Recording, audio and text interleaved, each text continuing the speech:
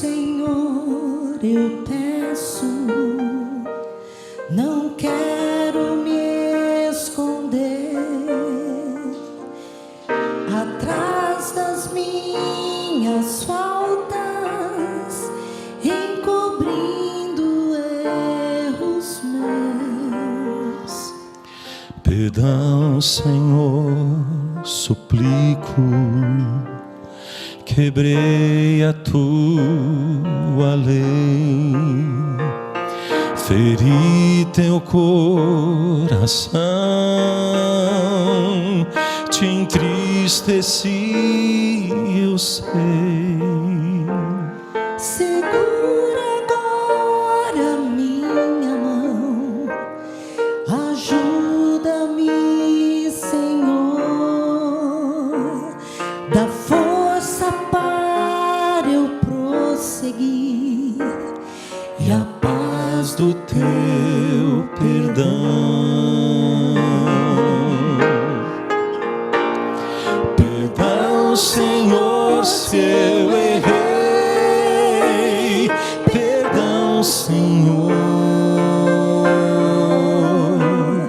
Perdão se eu deixei de olhar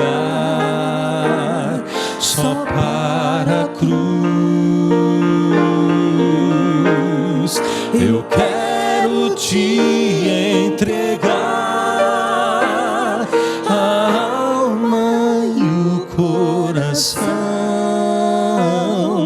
Eu quero cumprir teu querer, Jesus.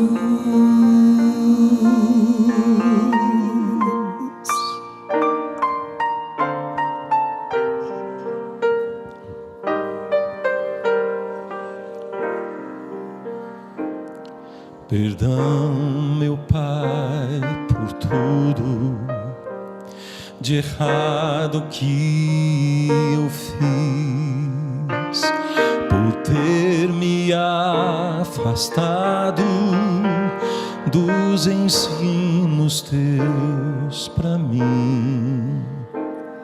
Perdão, Senhor, por atos e até por intenções,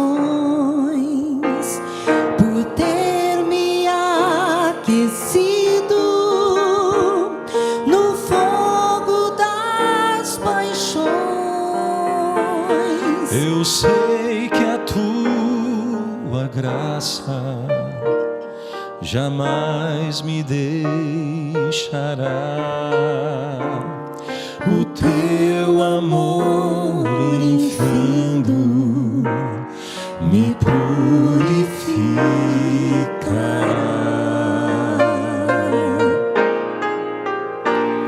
Perdão, Senhor, se eu errei. Perdão, Senhor. Perdão se eu deixei de olhar só para a cruz.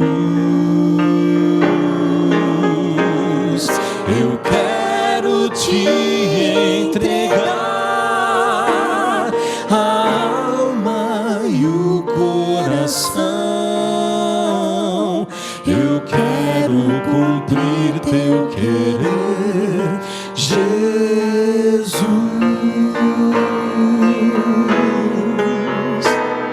Perdão, Senhor, se eu errei. Perdão, Senhor. Perdão se eu deixei de olhar só para a cruz. Eu quero te entregar a alma e o coração. Eu quero cumprir teu querer, Jesus.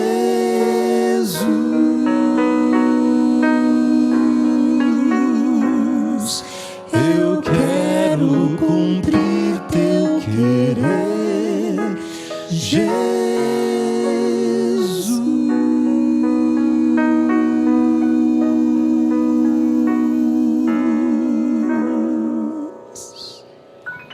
Senhor, esse é o nosso desejo, cumprir o Teu querer. Somos fraquinhos, Senhor, dependemos totalmente do Seu poder para isso. O Senhor promete para nós que vai fazer em nós tanto o querer quanto o fazer. Nós esperamos por isso, clamamos por isso, Pai. Fala conosco agora, o que o Senhor deseja que a gente ouça, em nome de Jesus, amém. Oficialmente, bom dia para todos. É muito gostoso estar aqui com vocês, muito gostoso. Esse ambiente, os rostos conhecidos, né? E sempre traz na mente da gente que estudou aqui muitas lembranças gostosas. Pastor Ranieri fez um pedidinho para vocês permanecerem um pouquinho só depois do culto, que ele tem um recadinho para dar. Vai contar uns segredos para eles, né, pastor? Porque quando é segredo, aí todo mundo se interessa de ouvir, né? Eu quero convidar você para a gente abrir a Bíblia em Apocalipse, capítulo 3.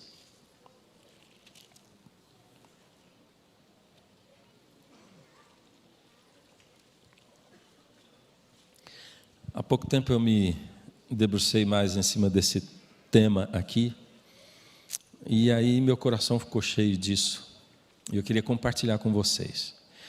Texto bastante conhecido, e aí eu costumo dizer que a gente tem que tomar cuidado com o texto conhecido, porque a primeira coisa que a gente sente assim, eu já conheço isso aí de cor salteado, né?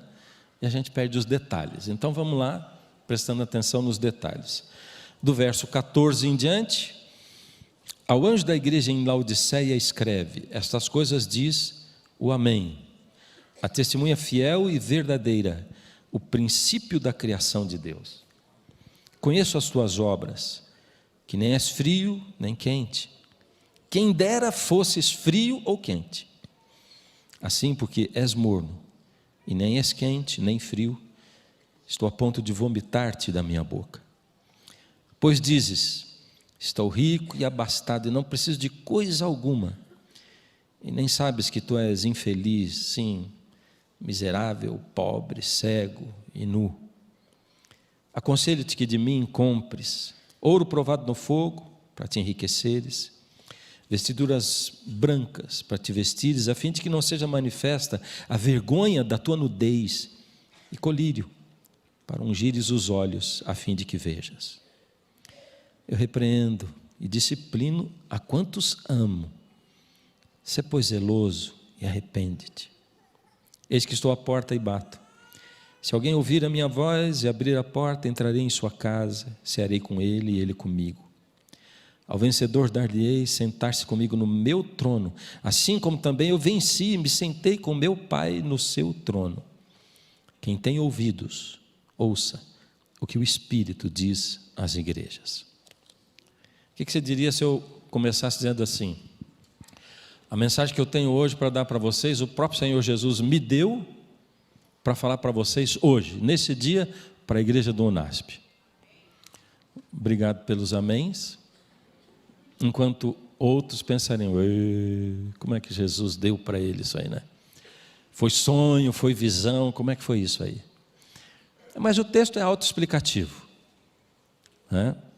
Aqui, quem escreve essa mensagem, ou quem é o originador da mensagem, é o Senhor Jesus. Ele pede para João escrever, e para enviar para quem? Para quem? Para a igreja de Laodiceia, porém, através de quem? Através do anjo da igreja de Laodiceia.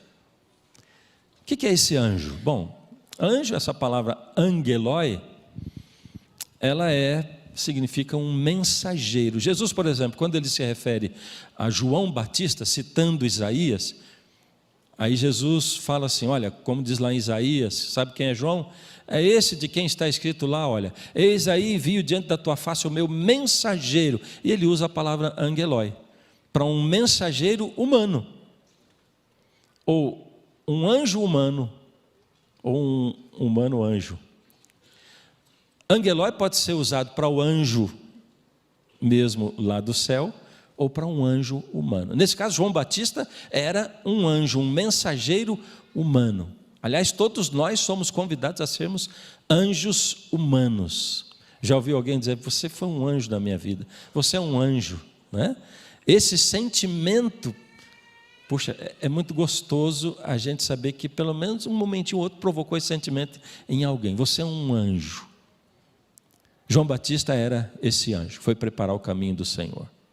Aqui está dizendo ao anjo da igreja em Laodiceia. João Batista, ele era o precursor, aquele que veio preparar o caminho para o Senhor Jesus, que foi um tempo de juízo também. Porque lá em Malaquias está profetizado, né? Antes que eu venha, eu vou enviar o profeta Elias. O profeta Elias. E Jesus disse: esse profeta Elias era João Batista. Antes que venha o grande e terrível dia do Senhor. Ou seja, a vinda de Jesus, a primeira tanto quanto a segunda, são chamados de um dia de juízo. Porque quem estava vivo teve que decidir ao lado de Jesus ou contra ele. E João Batista foi esse anjo preparador do caminho para esse tempo de juízo. João Batista, ele era um líder sem cargo. E essa é uma coisa muito, muito importante que a Bíblia ensina para todos nós. Principalmente para nós que somos pastores. A gente entender que a liderança espiritual, ela independe de se você é pastor ou não e de que cargo você tem dentro da obra, independe. Aos olhos de Jesus, liderança espiritual tem outros padrões, é aferida por outras coisas. Não pelo seu cargo, nem pela sua posição. E quando eu olho para Jesus, quando ele esteve aqui, e as pessoas que ele escolheu para serem os discípulos dele, e eu penso que ali tinha gente muito diferente, tinha um Pedro impulsivo, tinha João, um temperamento tempestivo, não é? Tinha um zelote lá no meio, que coisa tremenda. Mateus, um publicano, gente muito diferente, era um grupo explosivo, mas não tinha um sacerdote, não tinha um pastor lá.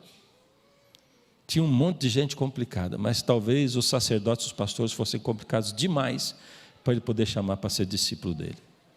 E isso me arrepia e é um constante motivo para eu ficar voltando e revisitando quem eu sou e por que eu sou e por que eu estou e o que eu faço e por que eu faço. Isso anuncia para mim que esses angelóis, esses mensageiros, podem ser pastores ou não, são líderes espirituais que Deus levanta dentro da igreja de Laodiceia. Quando eu li, eu entendi, bom, essa é uma carta que Jesus está enviando para a igreja de Laodiceia. Laodiceia somos nós, os cristãos que vivemos nesse período, no último período da história do mundo. Eu me sinto chamado por Deus, assim como eu creio que todos vocês são chamados da mesma forma. E ao eu ter contato com essa mensagem, Jesus dizendo assim: João, escreve e manda para o angelói, para o mensageiro que vai falar com a igreja de Laodiceia, e fala para ele dar essa mensagem que eu estou mandando para a igreja. Então eu entendo sim, que Jesus deu essa mensagem para mim, para eu compartilhar com você essa manhã, porque era muito importante. Foi uma mensagem que Jesus endereçou, e toda vez que eu falo isso, eu me lembro de João 17, né, quando Jesus orou e ele diz assim: Senhor, Pai, eu oro não somente por esses, mas pelos que ainda virão. E eu sei que o meu nome estava na mente de Jesus quando ele falou isso para os discípulos, e o seu também. E aí, essa igreja que somos nós, quando Jesus deu essa mensagem, ele sabia que essa igreja, que essa mensagem chegaria a nós que estamos aqui sentados. E aí Jesus começa a se apresentar. Ele dá o currículo dele, não porque ele quer dizer eu sou isso ou aquilo, mas para que a gente entenda, porque a apresentação dele tem tudo a ver com o conteúdo da mensagem. E ele diz assim: estas coisas diz o Amém. Ele usa 3 títulos. O primeiro deles é o Amém. E Amém quer dizer verdade. Quando Jesus diz assim: em verdade te digo. Ali está: Amém, amém te digo. Ele está dizendo: João, diz para essa igreja que eu sou a verdade. É a verdade quem está escrevendo, porque eu sei, João, que eles vão estar vivendo em momentos muito difíceis e complicados.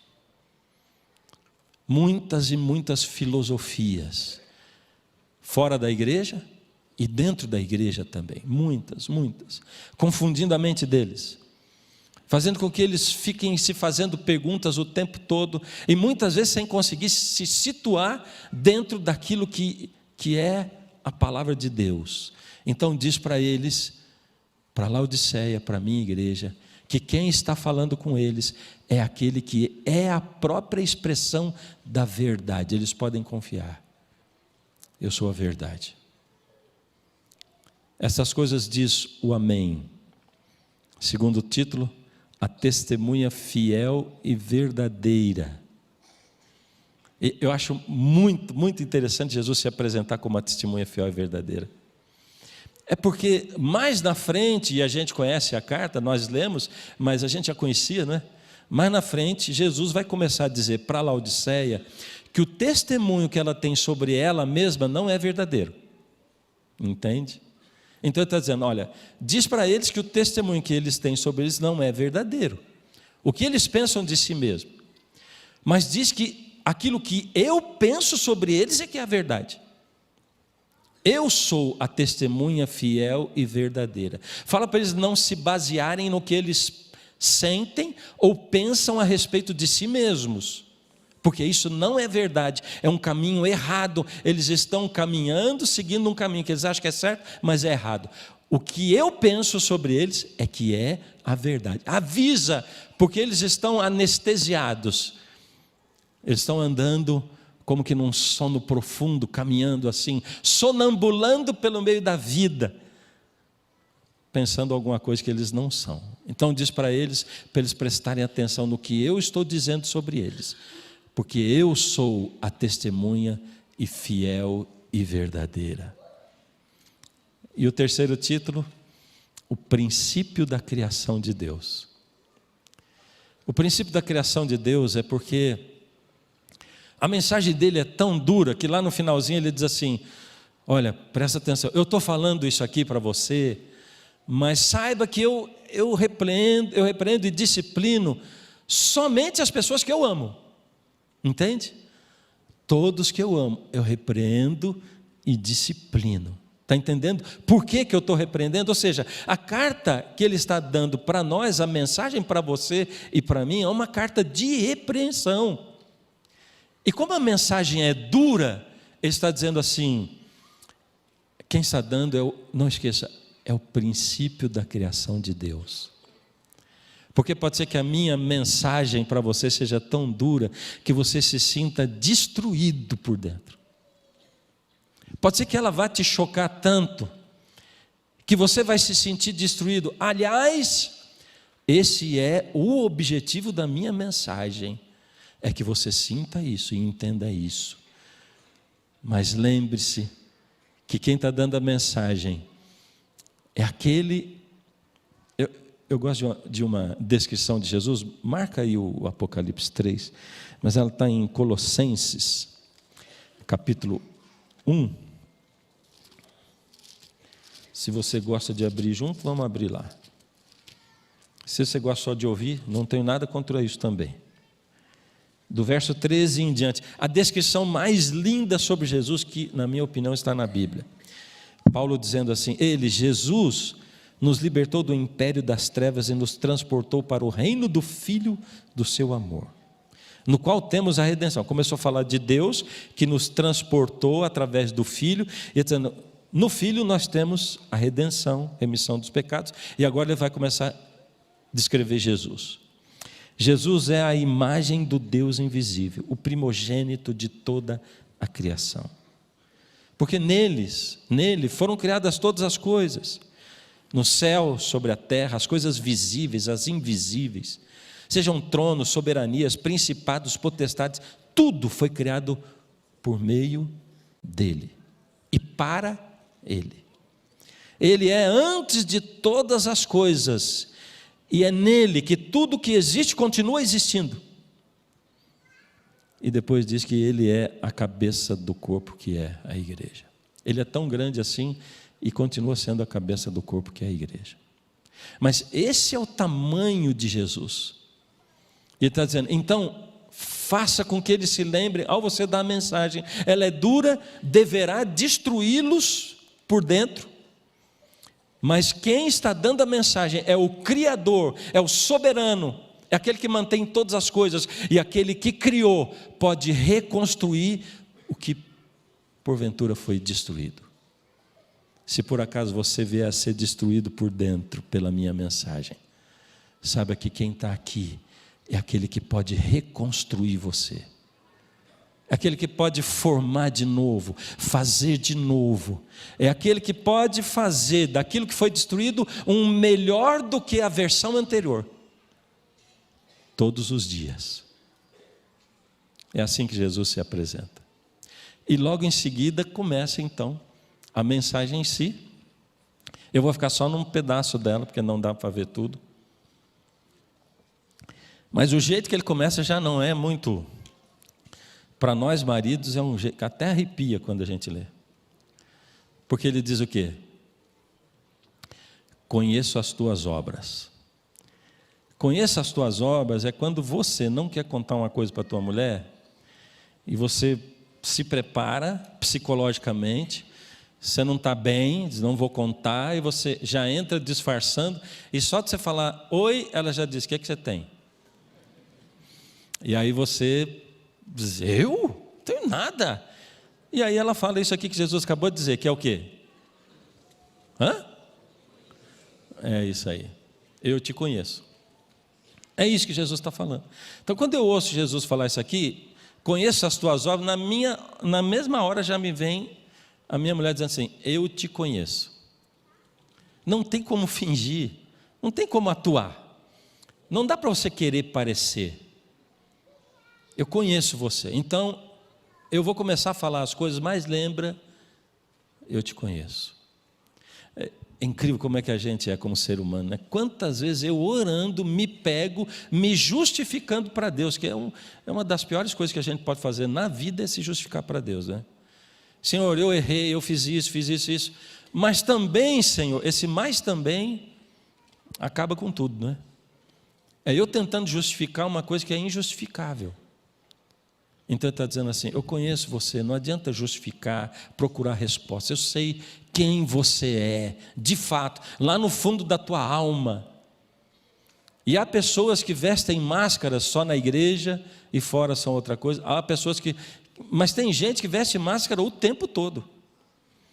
Eles vestem máscara até mesmo para se olharem no espelho. O tempo todo ele está com aquela máscara. E demora muito para cair a máscara. Demora muito. E é por isso que Jesus diz, talvez o que eu vou falar vai destruir você, porque você deve estar usando uma máscara para você mesmo. E ele diz, conheço as tuas obras. E ele diz assim, que nem és frio nem quente, quem dera fosses frio ou quente, assim porque és morno e nem és quente nem frio, estou a ponto de vomitar da minha boca. Quem aqui é morno? Levanta a mão. É ruim essa pergunta, né? Pergunta de pregador, né? Se eu tivesse sentado aí, eu acho que eu teria feito a mesma coisa que vocês. Quem aqui é Laodiceia? Levanta a mão. Já melhorou um pouco, né? Melhorou não, quer dizer, assumiram mais, né? Então eu quero dizer para você que se você não é Laodiceia, essa mensagem nem é para você hoje. Agora, se você é Laodiceia, você é morno. Entende? Se você é Laodiceia, você é morno. Agora eu quero te falar uma outra coisa. Nesse tempo do fim, imagina o globo terrestre, ó. Nesse tempo do fim, o globo terrestre, ele é... Vou botar um nome em inglês para ficar bem bonito assim, ó. Vou falar em português o nome em inglês. Planet Babilônia. É ele. Agora imagina um ponto assim nesse mundo, nesse mapa, nesse globo terrestre. Esse ponto é uma cidade chamada Laodiceia. Então no mundo você só pode estar ou em Babilônia ou em Laodiceia. Você tem que escolher. Não tem outro lugar para ir aqui não, tá? Ou você está em Laodiceia, ou você está em Babilônia. Esse é o mundo, planeta Babilônia. E Laodiceia está bem plantadinha ali. E se você é Laodiceia, Jesus está dizendo assim: eu conheço você. Você é morno. E aí a gente começa a descobrir que o maior trabalho de Jesus, ele passa um pouco mais de 1/3 dessa carta tentando convencer o laodiceano de que ele é morno. Porque a visão dele a respeito de si mesmo é uma visão equivocada. Laodiceia tem em casa, na casa do meu sogro, da minha sogra, tinha lá um espelho, que, olha, aquele espelho, eu não sei o que fizeram com ele, eu acho que guardaram aquele espelho, mas eu amava aquele espelho, porque é um espelho que ele te emagrece uns 5 quilos. Naquele espelho eu consigo me olhar até de lado assim, sabe? De perfil. É um espelho mentiroso, sabe? Você olha assim, se sente bem, você sabe que ninguém está te vendo daquele jeito, mas você se sente bem de se olhar daquele jeito assim, né? E tem espelho que faz isso, né? Laodiceia tem um espelho assim na casa dela. E aqui Jesus diz assim: você acha que você está bem, você olha no seu espelho, dá uma olhada e diz assim: pedaço do mau caminho. Mas na verdade você é pobre, cego, miserável, nu, e lá no fim ele diz: quem tem ouvidos é surdo também. Está caindo aos pedaços. Esse é você. E o trabalho de Jesus é convencer você de que você é assim. Porque você está acreditando mais no teu espelho do que em Jesus falou. Por isso que ele diz: presta atenção, eu sou a testemunha fiel e verdadeira. E a maior prova de que você é morno é você achar que você é quente. Esse é que é o pior de tudo. Ah, não, mas eu não sou morno, eu sou quente. Mas então o que é Laodiceia? Laodiceia é o seguinte: como é que a gente enxerga? A gente enxerga Laodiceia assim: bom, tem aqui, do meu lado aqui tem uma vasilha com água quente, do outro lado aqui tem uma vasilha com água fria, e aqui no meio uma vasilha com água morna. Então está lá, frio, morno, quente. E lá embaixo tem uma vasilha vazia, uma tina vazia. E aí eu penso assim: aqui está Laodiceia, ó. Tem gente quente, tem gente morna e tem gente fria. Prestou atenção no gesto, né? É proposital mesmo. Então eu pego agora a água quente e despejo na tina vazia. Como é que ficou a água lá? Como é que ficou? Quente, né? Só foi água quente mesmo. Agora eu pego a fria e jogo lá também. Como é que ficou lá agora? Ficou morna. Agora eu pego a água morna e jogo lá. Como é que ficou o resultado? Morna. Então é isso que eu penso: tem gente quente, tem gente morna, tem gente fria, está todo mundo dentro da mesma tina, da mesma vasilha chamada Laodiceia, e Laodiceia é morna, mas lá tem gente fria, quente e morna. Eu sou quente. Aí Jesus diz assim: se você está olhando, está achando que você é quente, é a maior prova de que você é morna. Entende, Laodiceia? E a gente, durante um tempo, nós fomos assim, muito legalistas. A gente era conhecido como legalista e era legalista mesmo, né? A gente nem lembrava que tinha um negócio da graça, da justificação pela fé. E nós éramos, né? Quando eu era criança, era assim a coisa, né? Mas a gente está sempre usando alguma coisa. Não é mais pela lei, não é. Eu entendo como é que é. Entendo a justificação pela fé. Eu entendo aonde as obras se encaixam aí na coisa. Eu entendo onde que se encaixa lei com obra, com justiça de Cristo, com graça. Eu entendo essa coisa. Mas, aí um pouco de tempo atrás, começou todo mundo a fazer madrugada com Deus. E aí se eu perguntasse numa igreja assim: você acha que alguém que faz madrugada com Deus é morno? Um monte de gente dizia: não. Aí porque é a justificação pela madrugada. Bastou fazer madrugada, você já é considerado quente. É ou não é? A gente gosta de ter alguma obra, porque até mesmo orar na madrugada é uma obra. Qualquer coisa pode ser obra, depende da maneira como você faz, do porquê você faz aquela coisa. Se ela é resultado de você estar na presença de Deus, ou se aquilo é para buscar alguma coisa, depende muito da intenção da coisa. E Jesus fica ali, olha, Laodiceia, presta atenção, Laodiceia, ó, quem está dizendo é a verdade, eu sou a verdade, Laodiceia, eu sou a testemunha, o meu testemunho sobre você é que é verdadeiro, o seu testemunho sobre você é falso, você se acha quente, porque você olha para você e diz assim, eu rico sou e de nada tenho falta. Vamos pensar, quem é frio? Eu não estou pedindo para você levantar a mão, né? Por favor. O frio é o que esfriou mesmo e assumiu a frieza. O frio é o filho pródigo que chegou para o pai e diz assim, pai, eu não quero mais estar na tua casa, eu não quero mais ter o teu nome.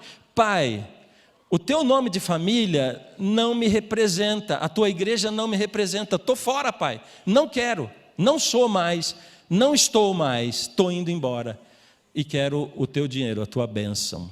E o mais incrível de tudo é que o pai dá, não amaldiçoa, o pai deixa aí. E uma das coisas mais difíceis da vida da gente é entender que amar também consiste em deixar ir.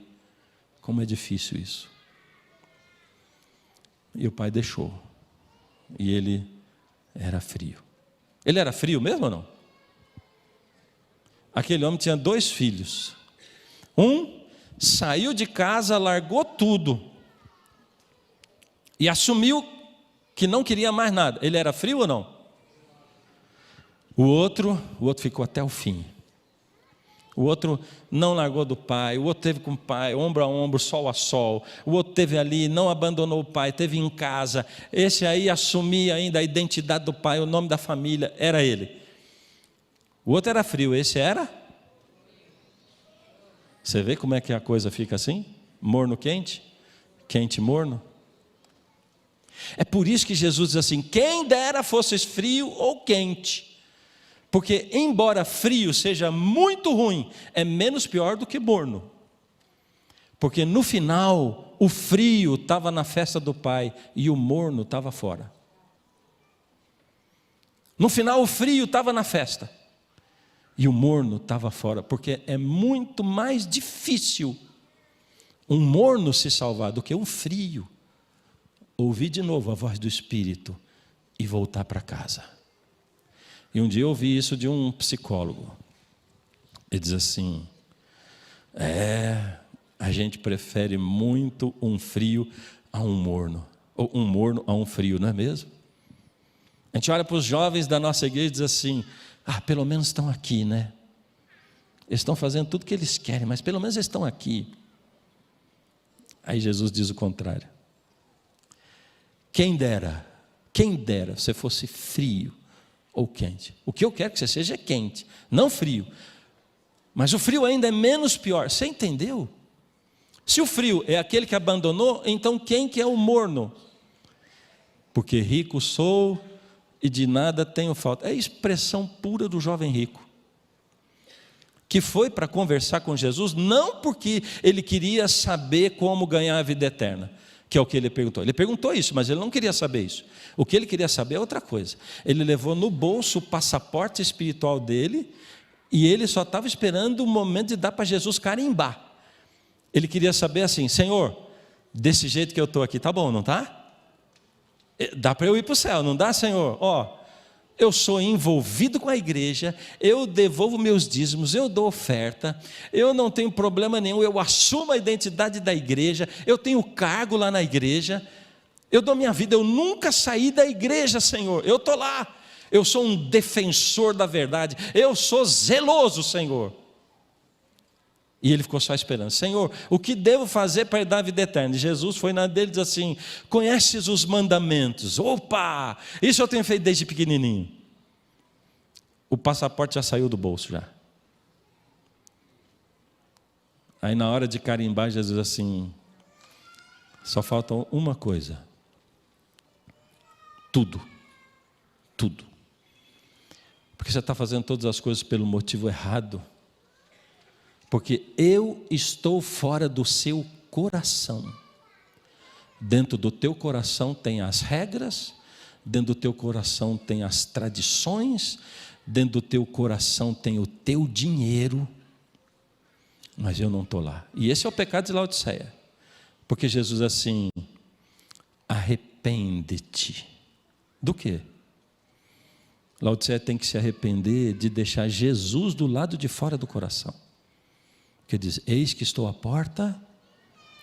Esse é o pior pecado de Laodiceia. Todo o resto são as consequências do que acontece com um coração onde Jesus não está. Ele não está lá. Não tem um amor por Jesus de fato.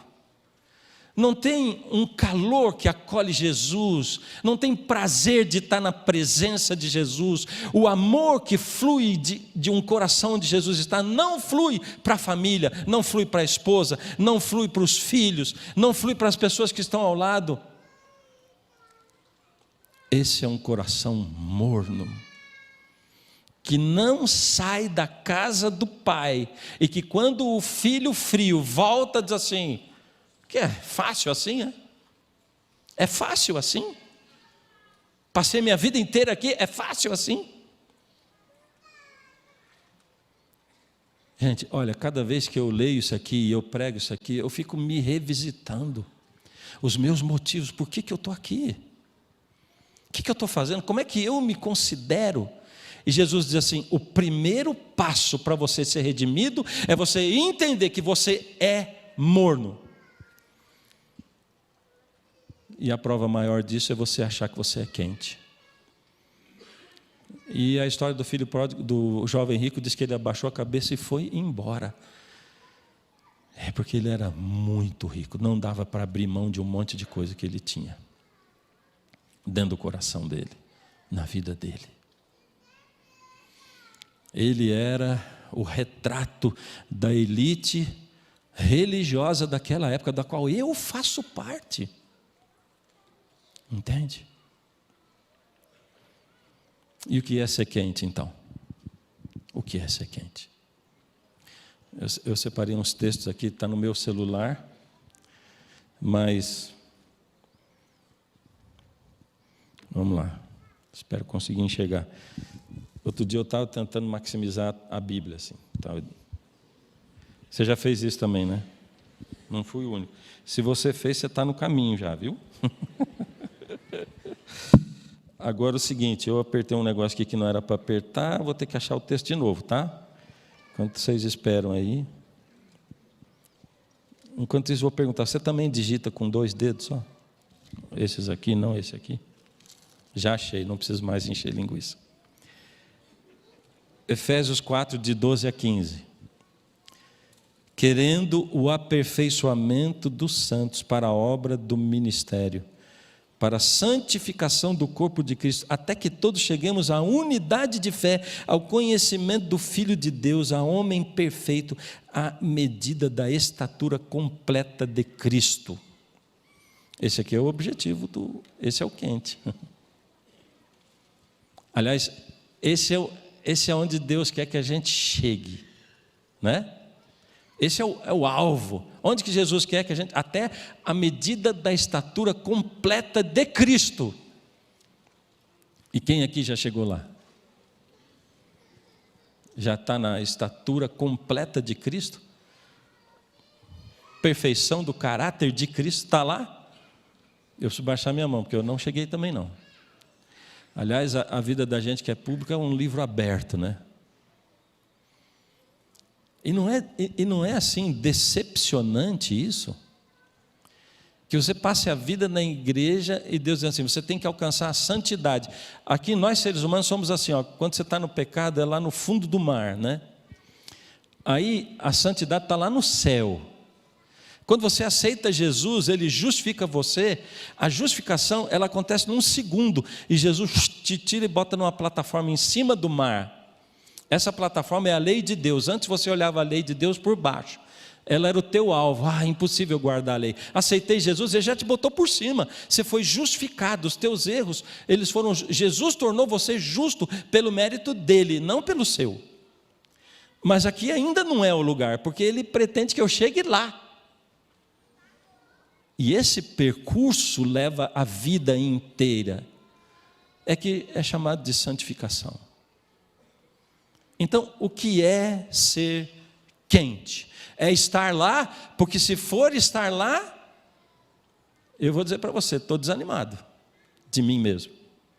Desanimado de mim mesmo. Eu não sei se vale a pena continuar percorrendo a carreira cristã, porque se nessa vida eu pretendo chegar um dia eu dizer assim, cheguei lá, perfeição do caráter de Cristo, estou lá.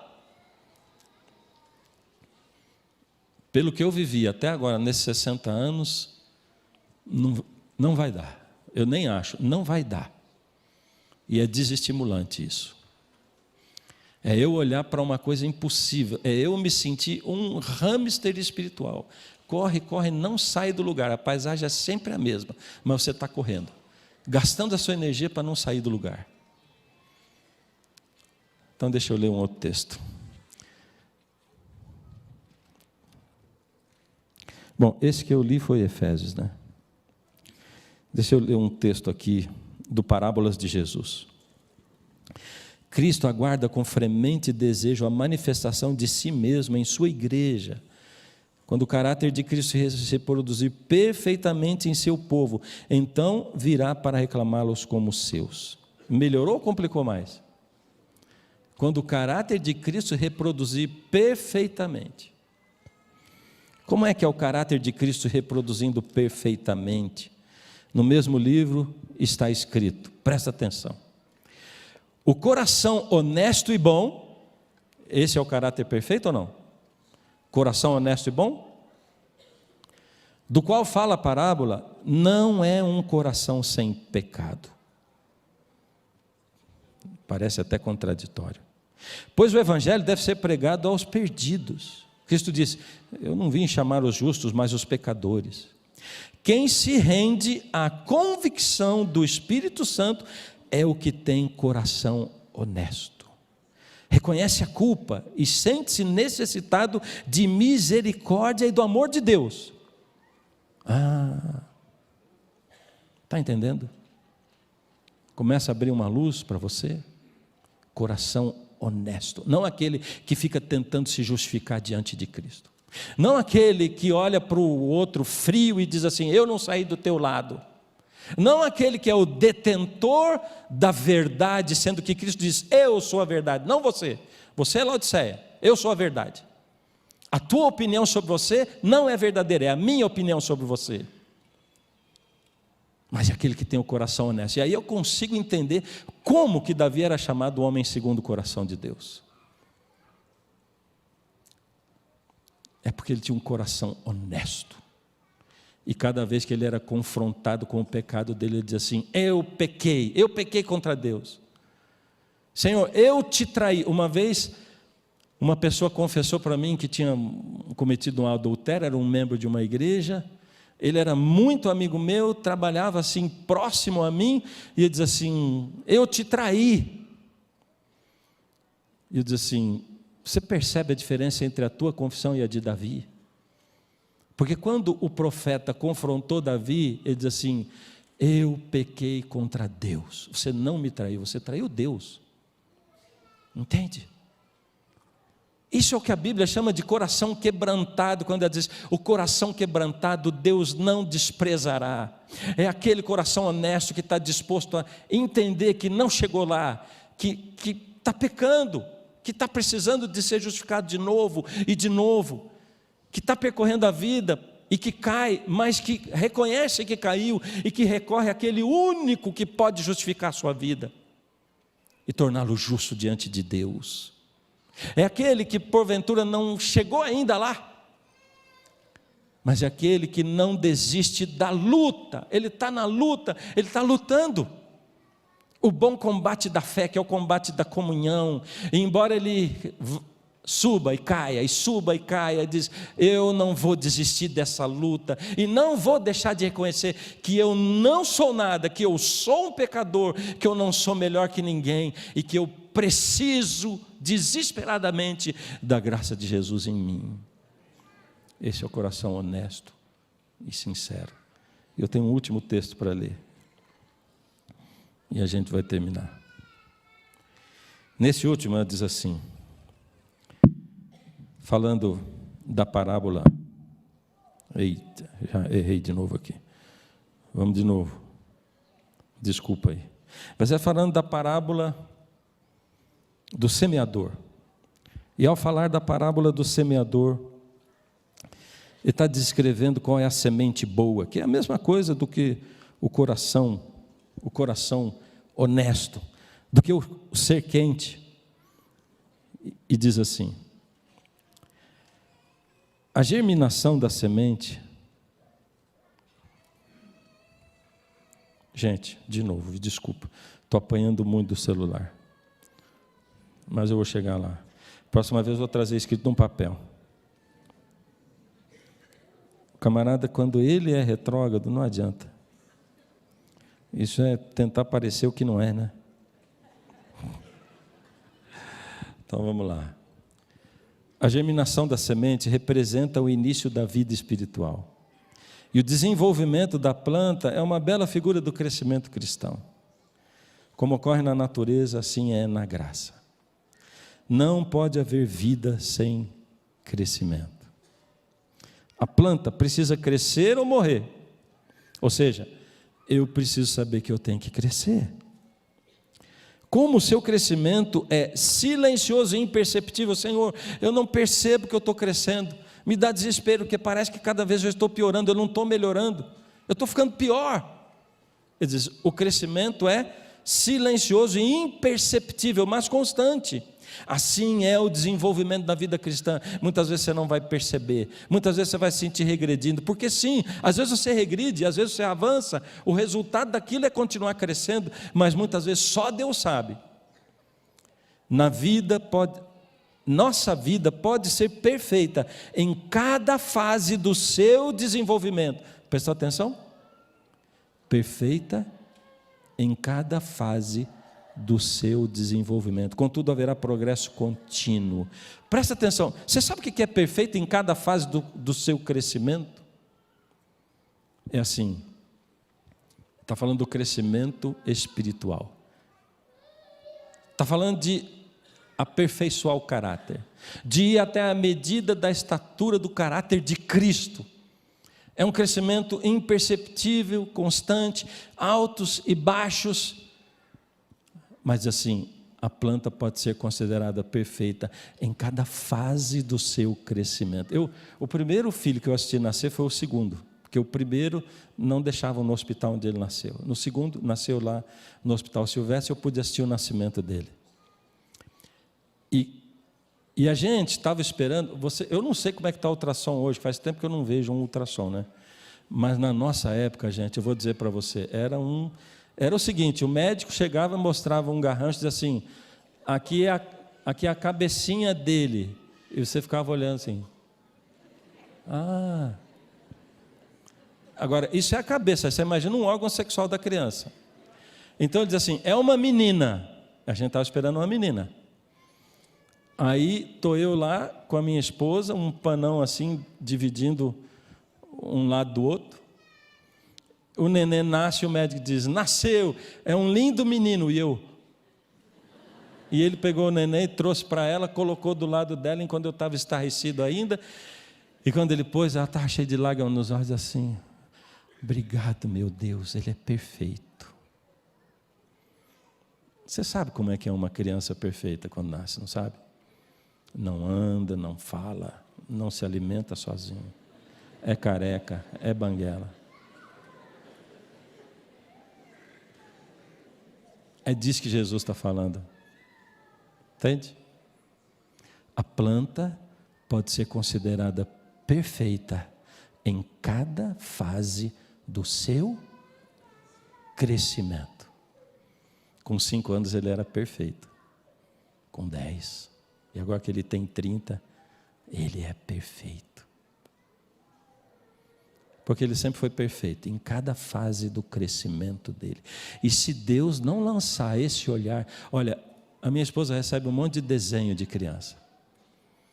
A maioria deles está a criança e está ela, de mãozinha dada. Não dá para levar num museu para expor lá na galeria de arte. Mas é perfeito. Emociona a gente de ver. E outro dia eu cheguei, porque eles dão, eu enfio a cartinha no bolso, eu digo, eu sou o carteiro da tia Cecel. E aí meu bolso fica cheio de cartinha, e eu cheguei, me deram, uma criança deu, e eu pus, dei para ela, e ela abriu e falou assim, esse aqui é você. Deu para reconhecer que era eu. É porque ele estava de gravata, era mais espaçosinho assim. Não era ela. E eu falei, que legal. Essa criança me desenhou, porque eles nunca me abraçam quando ela não está junto. Quando ela está junto, não. Mas quando ela não está junto, eles me abraçam, mas não me abraçam. Eles abraçam através de mim. Porque o abraço, ele está... Alguém diz assim, é o marido da tia Cecel. A criança vem assim, e os olhinhos dela estão fixados lá no além, no monte, né? Perfeito. Se nós não tivermos o olhar de Jesus lançado sobre nós, considerando que nós somos perfeitos em cada fase do nosso crescimento, a vida cristã vai ser um fracasso. Agora, as coisas de Deus são muito tênues, né? Porque uma coisa eu dizer assim, eu vou vivendo, eu não consigo mesmo e tal. Isso aqui Deus vai me aceitar como eu sou. Isso não é estar crescendo. Isso não é um coração honesto. Isso não é permanecer na luta. Permanecer na luta é saber que falta. Saber que apesar de você buscar Deus todo dia, dizer, Deus me ajuda por misericórdia, eu quero viver na tua presença, me dá o teu Espírito. Saber que mesmo assim você vai poder cair daqui a pouquinho durante o dia. Mas se você cai, você confessa de novo. E no outro dia, eu gostaria de toda noite chegar para Deus e dizer assim, Senhor, olha quanta coisa boa eu tenho para apresentar ao Senhor sobre mim mesmo. Ao contrário disso, toda noite eu digo, Senhor, perdoa, desculpa. Eu comecei o dia inteiro porque o Senhor me completou. Mas olha como é que eu terminei. Destruído. Eu preciso que o Senhor ajunte isso tudo aqui e transforme num Fernando melhor do que eu que era ontem. O Senhor pode fazer isso. Se você entregar para mim, eu posso. Eu sou o Criador e estou disposto a recriar você todo dia, a refazer, a reconstruir. Eu sou capaz de reconstruir a sua vida, o seu relacionamento. Eu sou o restaurador. Sou capaz de restaurar as suas emoções, mesmo que nesse momento esteja tudo escuro e você acha que a melhor saída seja a morte. Eu criei você para a vida. Aguenta aí. O que tem aí? Só uns pedaços? Entrega para mim e eu vou reconstruir você. Esse é o quente. E Jesus espera que a gente seja quente. Porque no coração do quente está Jesus. E o pior problema de Laodiceia é que Jesus está do lado de fora. Eu vou cantar uma oração e eu quero convidar você para cantar comigo. A gente pode cantar junto essa música? Embora eu não cante essa música todo dia, mas o assunto dela é o que eu falo com Deus todo dia. Pode tocar o playback, por favor. Assunto que eu converso com Deus todo dia. E para mim é o resumo do quente da igreja de Laodiceia.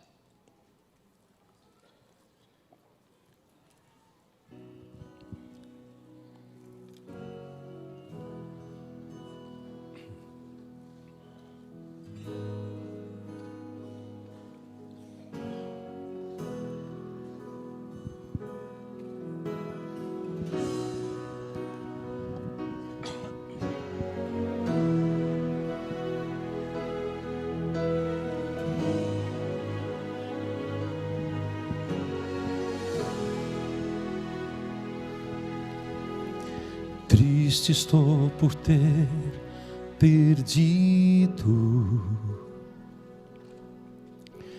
a inocência pura que vivi, pedaços que de mim caíram, pareciam ter caído no vazio,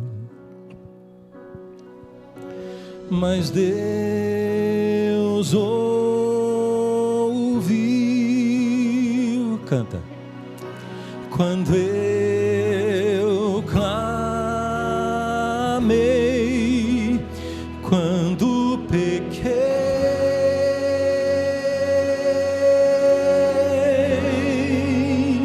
é feliz quem já chorou.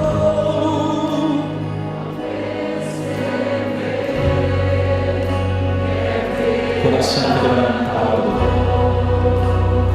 ao clamar pelo perdão, meus pedaços Deus juntou.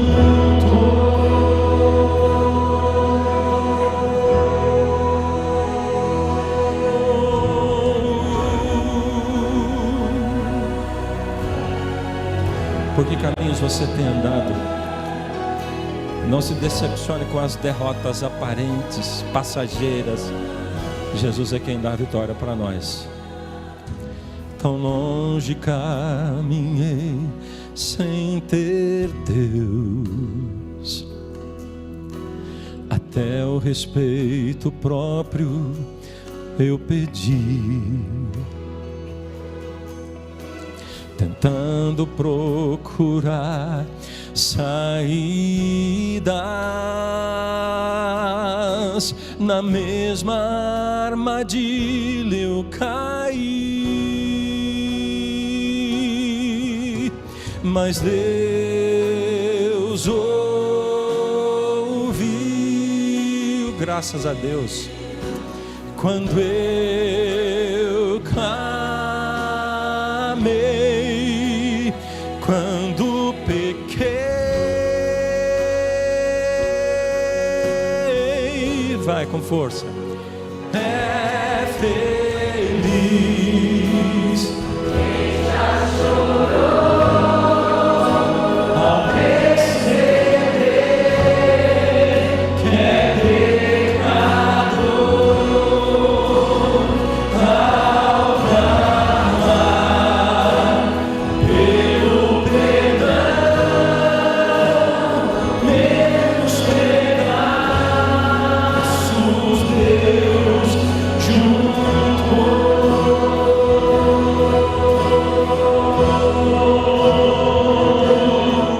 E a fórmula de vida que resiste à tentação é buscar sua palavra, se render em oração. Eu nem mesmo tenho forças para enfrentar quem já perdeu.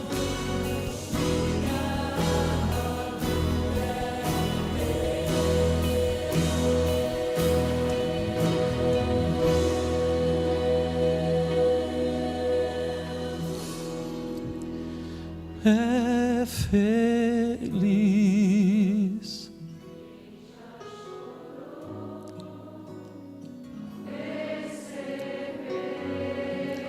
que é pecador, ao clamar pelo perdão, meus pedaços Deus juntou.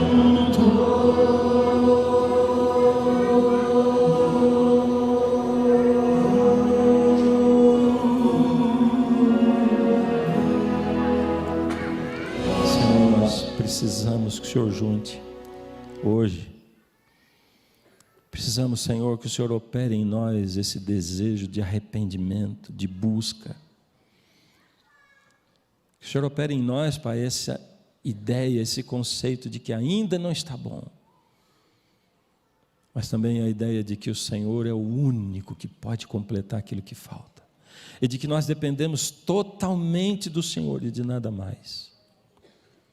Nos ajuda, Pai, a entrar pelas portas que o Senhor abre. Nos ajuda, Pai, a trabalhar naquilo que o Senhor deseja que nós trabalhamos. Mas acima de tudo, que o amor de Cristo transborde da nossa vida para os outros. Obrigado por esse momento, Pai, por essa oportunidade. Em nome de Jesus oramos. Amém.